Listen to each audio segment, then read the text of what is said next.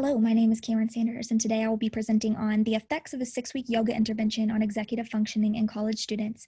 I am a PsyD candidate at Oklahoma City University, and this project was completed in partial fulfillment of my master's thesis project. You can find the link to my full research paper here. To begin, we will look at previous research findings in the area of yoga and executive functioning research. The majority of research in this area has been performed to look at kind of yoga as an intervention for those with cognitive decline or other psychological disorders. However, these first two studies here you will see were really performed to look at the acute effects of yoga on a younger population. And each of these here did find significant improvements on executive functioning tasks. But once again, just looking at kind of the effects of yoga directly after that practice. As you can see with the Liu and Hall study, just 5 to 10 minutes after the yoga session. Brunner et al. Study in 2017 was actually the only one that we could find that assessed the impact of a yoga program, 6 sessions there over that period of 6-session time, and seeing kind of the effects on working memory longitudinally.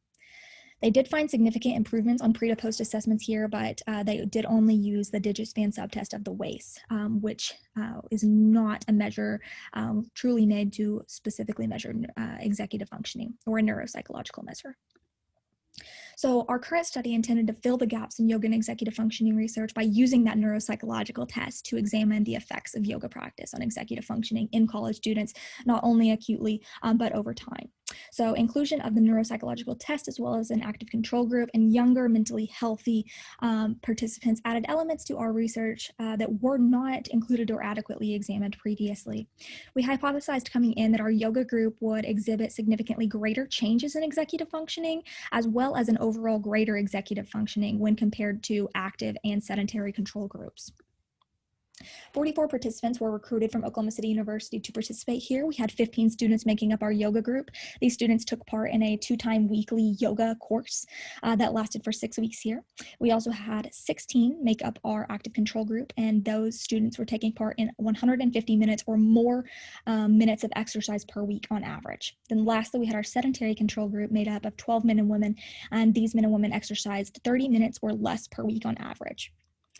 So we began with informed consent. We then sent out our exercise questionnaire to figure out which students met criteria for which groups. They were then given a pre-assessment, and then they went on to continue their exercise regimen for 6 weeks and continuing to track that along the way to be sure that they still met criteria for those groups. We then did post-assessments and debriefing afterwards. The assessment materials that were used were the Dallas-Kaplan Executive Functioning System, Color Word Interference Test, and Trail Making Test. These subtests were used in addition to the Wechsler Adult Intelligence Scale used in previous research. This did add that extra element of that neuropsychological measure designed to look at executive functioning. So our results were pretty consistent across the board, that the average executive functioning scores did improve significantly from pre to post measurements across all subtests given. However, this could have likely been due to practice effects. That improvement was not seen to be significantly different between groups on any of the measures given, and the overall group scores were not significantly different from one another on either the pre-measurements or the post-measurements. So these results were actually pretty shocking and actually did suggest that yoga does not significantly improve executive functioning over time, at least for that 6-week period of time in our sample of mentally, physically healthy young adults when compared to just someone exercising regularly or even being sedentary over that 6-week span.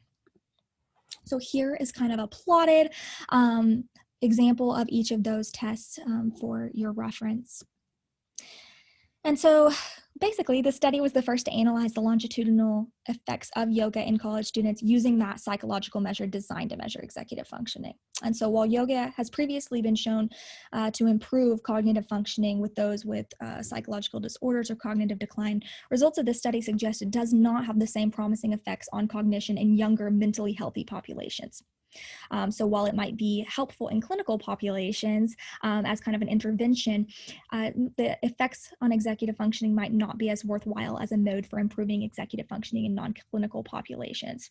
This is important because this provides contradictory information to previous findings that may have led to the belief that yoga was a promising effect for things such as flexibility of thinking, inhibition, or working memory.